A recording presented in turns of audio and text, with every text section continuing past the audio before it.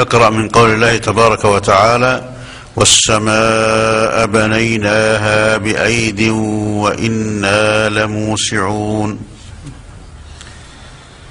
أعوذ بالله من الشيطان الرجيم. والسماء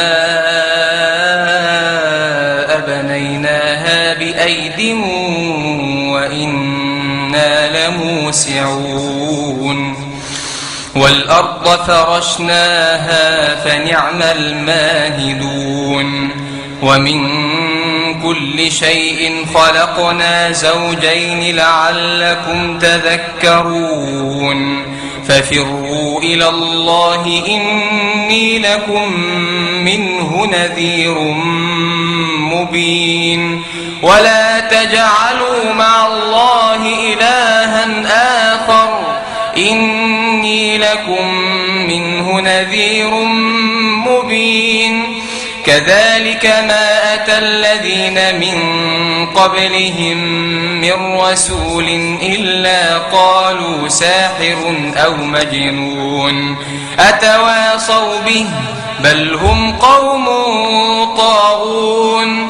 فتول عنهم فما أنت بملوم وذكر فإن الذكرى تنفع المؤمنين.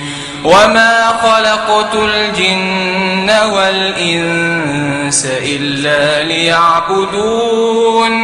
ما أريد منهم من رزق وما أريد أن يطعمون. إن الله هو الرزاق ذو القوة المتين. فإن للذين ظلموا ذنوبا مثل ذنوب أصحابهم فلا يستعجلون. فويل للذين كفروا من يومهم الذي يوعدون. بسم الله الرحمن الرحيم. والطور وكتاب مسطور في رق منشور. والبيت المعمور والسقف المرفوع والبحر المسجور. إن عذاب ربك لواقع ما له من دافع. يوم تمور السماء مورا وتسير الجبال سيرا. فويل يومئذ للمكذبين الذين هم في خوض يلعبون.